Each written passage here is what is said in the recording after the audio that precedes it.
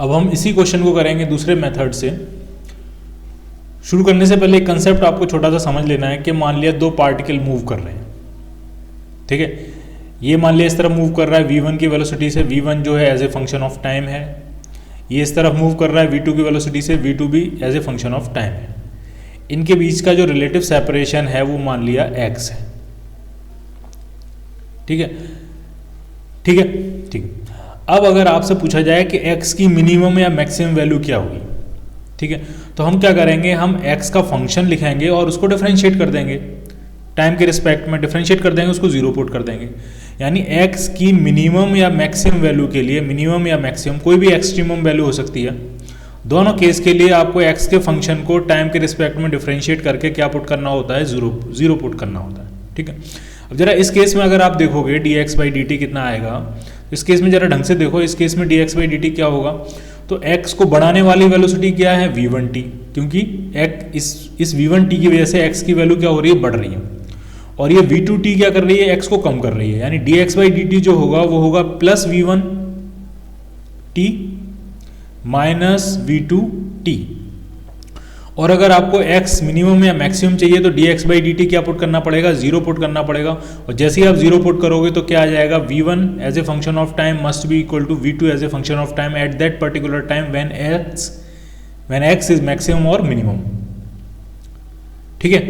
और इस वेलोसिटी को हम कहते हैं वेलोसिटी ऑफ अप्रोच, ठीक है, जो उसी लाइन के अलोंग होती है वेलोसिटी, वो उसी को हम कहते हैं वेलोसिटी ऑफ अप्रोच या वेलोसिटी ऑफ सेपरेशन, ठीक है। अगर यही कंसेप्ट ढंग से देखना आपको,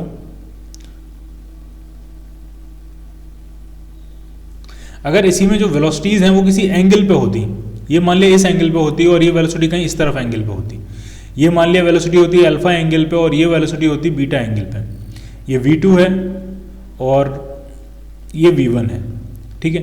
तो अब जो इस लाइन के अलोंग है x सेपरेशन होता है, अब जो इन दोनों को ज्वाइन करने वाली लाइन के अलोंग वेलोसिटी होती वो इस तरफ होती v1 cos अल्फा और इसकी इस तरफ होती v2 cos बीटा। और फिर से हम वही लिखते हैं dx/dt क्या होता है, dx/dt जो होता है x को इंक्रीज कौन कर रहा है, इंक्रीज कर रहा है v1 cos अल्फा, तो प्लस v1 cos अल्फा, और पीछे से v2 cos अल्फा उसको डिक्रीज कर रहा है तो minus v2 cos alpha, cos beta sorry, ठीक है। और अगर आपको x की मिनिमम या मैक्सिमम वैल्यू चाहिए तो आपको dx/dt क्या पुट करना पड़ेगा, जीरो पुट करना पड़ेगा, ठीक है। तो वहां से इक्वेशन क्या आ जाएगी, v1 cos alpha must be equal to v2 cos alpha for x minimum या और फॉर x मैक्सिमम। क्लियर है, ठीक है। अब इसी कंसेप्ट को यूज करेंगे हम और अपना क्वेश्चन सॉल्व करेंगे 1.16, ठीक है। तो आप देखो जरा क्या था क्वेश्चन में, टू पार्टिकल्स 1 and 2, ये पार्टिकल 1 है, ये पार्टिकल 2 है, परपेंडिकुलर लाइन पे मूव कर रहे थे, point of cross section line का O है, ये डिस्टेंस L1 दी थी और ये वाली डिस्टेंस आपको क्या दी थी, L2 दी थी, ठीक है, ठीक है। अब जरा देखो t equal to T time में ये कहाँ होंगे, ये कोई जनरल टाइम लिया है t equal to T time में, तो ये मान लिया ये कितना मूव कर गया होगा v1t, तो ये मूव करते करते कहीं यहाँ तक आ गया होगा, मान लिया हमने, ठीक है। और इस तरफ मूव कर रहा होगा कितनी वेलोसिटी से, v1 से, और ये मूव करते करते कहीं यहाँ आ गया, और ये कितनी वेलोसिटी से मूव कर रहा होगा, v2 से, ठीक है। और इन दोनों के बीच के सेपरेशन वाली ये जो लाइन होगी वो ये होगी, और इनके बीच का सेपरेशन क्या है, x, ठीक है। x के अलोंग अगर हम लाइन बनाए तो ये इस तरह की लाइन होगी, इस तरह से, ठीक। कुछ एंगल मान लेते हैं, मान लिया ये एंगल थीटा है, ये एंगल क्या है, थीटा, ठीक है। अगर ये थीटा है तो ये 90 माइनस थीटा होगा, सॉरी ये थीटा है तो ये वाला भी थीटा होगा, ये 90 है, ये 90 माइनस थीटा होगा, ये 90 माइनस थीटा है अगर, तो ढंग से देखना, अगर मैं यहाँ पे एक हॉरिजॉन्टल लाइन बनाता हूँ, या हॉरिजॉन्टल नहीं, एक इस तरह की लाइन बनाते हैं जो कि इस इंक्लाइंड लाइन के परपेंडिकुलर है, इस तरह से, वो इसलिए बनाई है ताकि अगर ये एंगल 90 माइनस थीटा है तो ये वाला एंगल क्या हो जाएगा आपका, थीटा, ठीक है। ऐसा क्यों किया, ऐसा इसलिए किया है कि आपको जो x है वो मिनिमम करना है फाइंड, x मिनिमम के लिए हम क्या करेंगे, हम फाइंड करेंगे dx/dt, और dx/dt फाइंड करेंगे और उसको क्या पुट कर देंगे, जीरो। dx/dt होगा कितना, तो जरा ढंग से देखो, v1 का इस तरफ जो कंपोनेंट होगा वो होगा v1 cos थीटा, और v2 ये ऊपर की तरफ है, उसका इस तरफ कंपोनेंट क्या होगा, डायग्राम थोड़ा हौच पौच हो रहा है। V2 का इस तरफ कंपोनेंट क्या होगा, तो ढंग से देखना, ये थी वेलोसिटी V2, ये अपवर्ड डायरेक्शन में, ये एंगल थीटा है, तो V2 का इस तरफ वाला कंपोनेंट होगा V2 cos थीटा, और इस तरफ वाला कंपोनेंट होगा V2 sin थीटा। ठीक है, तो x को बढ़ाने वाली वेलोसिटी कौन सी है, तो वो है V1 cos थीटा, तो प्लस V1 cos थीटा, और x को घटाने वाली वेलोसिटी कितनी है, तो वो पीछे से आ रही है V2 sin थीटा, तो माइनस V2 sin थीटा। और अगर x आपको मैक्सिमम या मिनिमम चाहिए, हमारे केस में मिनिमम चाहिए, तो इस dx/dt को हम क्या पुट कर देंगे, जीरो। और जैसे ही आप dx/dt को जीरो पुट करोगे तो क्या इक्वेशन बन जाएगी, V1 cos theta is equal to V2 sin theta. तो यहाँ से tan थीटा कितना मिलने वाला है आपको, tan थीटा मिल जाएगा V1/V2। यानी इनके बीच का सेपरेशन मिनिमम तब होगा जब ये वाला जो एंगल है, ये वाला एंगल जो है थीटा, वो tan थीटा कितना होगा, V1/V2 के बराबर। ठीक है, क्लियर। ठीक है, अब जरा अगर हम ये फाइंड करें कि मिनिमम सेपरेशन होगा कितना, ये डिस्टेंस होगी कितनी, तो हम क्या करेंगे, हम ये डिस्टेंस फाइंड करेंगे, ठीक, और हम ये डिस्टेंस फाइंड करेंगे। ये डिस्टेंस पता लग जाए आपको, ये डिस्टेंस पता लग जाए, तो ये निकालना तो बहुत सिंपल है, under root of this distance plus this distance का स्क्वायर। ठीक है, तो ये डिस्टेंस कितनी होगी, तो ये टी टाइम में ये यहाँ तक आया है, तो टी टाइम में यहाँ से लेकर यहाँ तक कितना डिस्टेंस ट्रेवल कर लेगा, तो वो होगा V1t, और ये डिस्टेंस O तक डिस्टेंस L1 के बराबर है, तो ये रिमेनिंग डिस्टेंस कितनी आ जाएगी, ये आ जाएगी आपकी V1t माइनस L1। क्लियर। ठीक है, ये डिस्टेंस कितनी होगी, ये वाली डिस्टेंस, ये जो डिस्टेंस है, तो ये टी टाइम में कितना मूव कर जाएगा, यहाँ से लेकर यहाँ तक मूव कर रहा है, तो टी टाइम में कितना मूव कर गया होगा, V2t। तो ये रिमेनिंग डिस्टेंस कितनी हो जाएगी, टोटल डिस्टेंस यहाँ से लेकर यहाँ तक टोटल डिस्टेंस थी L2, ये वाली डिस्टेंस है V2t, तो ये हो जाएगा L2 माइनस V2t। क्लियर। ठीक है, अब थोड़ा सा सॉल्व कर लेते हैं, ढंग से देखना है आपको। tan थीटा, ये एंगल, ये थीटा है, तो ये वाला एंगल भी क्या होगा, थीटा होगा। तो जो tan थीटा है, जिसको हमने V1/V2 फाइंड किया है, वही tan थीटा इस ट्रायंगल में अगर आप देखोगे तो किसके बराबर होगा, परपेंडिकुलर अपॉन बेस के बराबर। परपेंडिकुलर कितना है, तो वो है L2 माइनस V2t, और अपॉन बेस कितना है, बेस है V1t माइनस L1। यहाँ से आप सॉल्व करोगे, यहाँ से आपको तुरंत आपको t की वैल्यू मिल जाएगी। मिनिमम, जब मिनिमम सेपरेशन होगा तो वो टाइम कितना होगा, तो इसको सॉल्व कर लेते हैं। अब कुछ नहीं है, V1 square t minus V1 L1 is equal to V2 L2 minus V2 square t. ये वाला टर्म इधर ले आते हैं, तो t कॉमन ले लेंगे, तो ये आ जाएगा V1 square plus V2 square is equal to V1 L1 plus V2 L2। तो t जो आ रहा है वो आपका आ जाएगा V1 L1 plus V2 L2 upon V1 square plus V2 square. ठीक है, तो कब होगी उनके बीच मिनिमम सेपरेशन, वो टाइम हमने फाइंड कर लिया। कितना होगा वो भी फाइंड कर लेते हैं। तो वो जो डिस्टेंस x है वो हमें फाइंड करनी है, तो x होगा कितना, तो अगर हम देखें पाइथागोरस थ्योरम लगाएं तो x हो जाएगा under root of this distance का स्क्वायर प्लस दिस डिस्टेंस का स्क्वायर। वो डिस्टेंस कितनी थी, वो है आपकी V1t माइनस L1 का होल स्क्वायर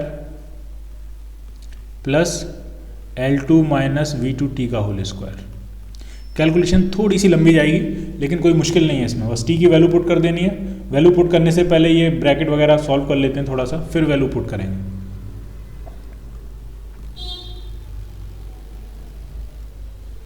देखते जाओ आप।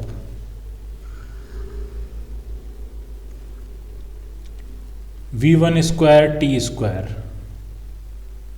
प्लस, दोनों ब्रैकेट एक साथ खोल रहा हूं मैं, प्लस इधर से आ जाएगा V2 स्क्वायर टी स्क्वायर, ठीक, प्लस यहाँ से आएगा L1 स्क्वायर, यहाँ से आएगा L2 square, L1 square plus L2 square minus 2V1t L1 यहाँ से आएगा, 2V2t L2 यहाँ से आएगा, तो t कॉमन ले लेंगे तो 2V1 L1 plus V2 L2 into T.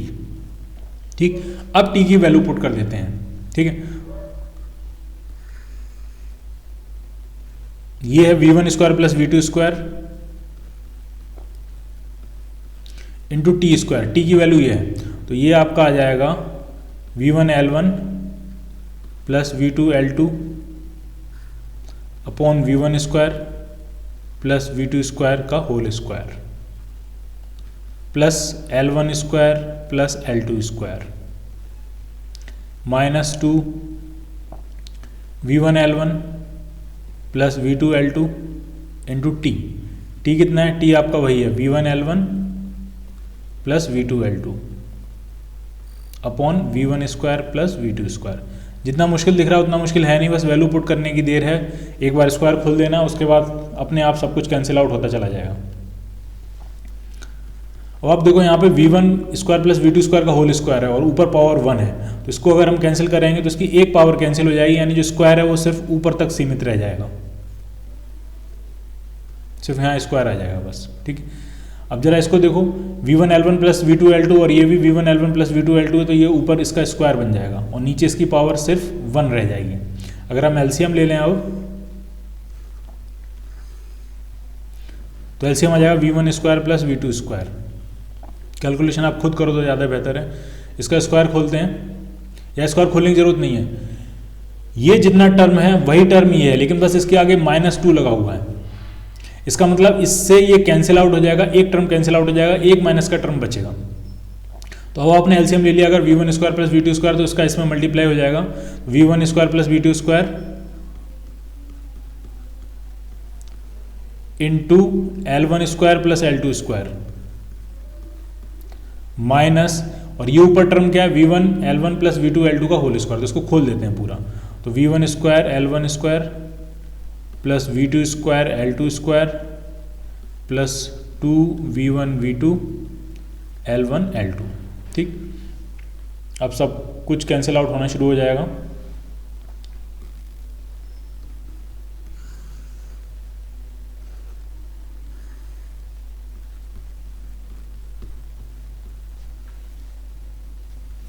इसको मल्टीप्लाई कर देते हैं, तो v1 square L1 square plus v1 square L2 square plus v2 square L1 square plus v2 square L2 square minus v1 square L1 square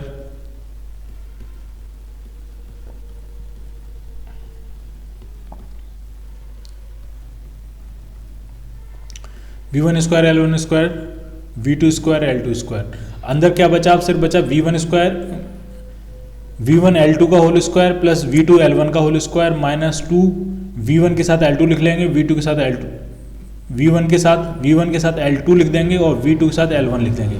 तो ऊपर जो लिखा हुआ है वो बेसिकली है v1 L2 minus v2 L1 का होल स्क्वायर और नीचे है v1 square plus v2 square.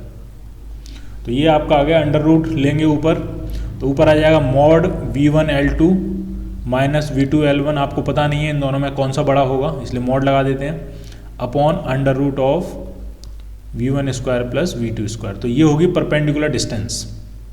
ठीक है, कैलकुलेशन थोड़ी सी बड़ी थी बस, टाइम हमने पहले ही फाइंड कर लिया था और अब हमने परपेंडिकुलर डिस्टेंस भी फाइंड कर लिया। ठीक है, तो एक मेथड ये है इसको करने का।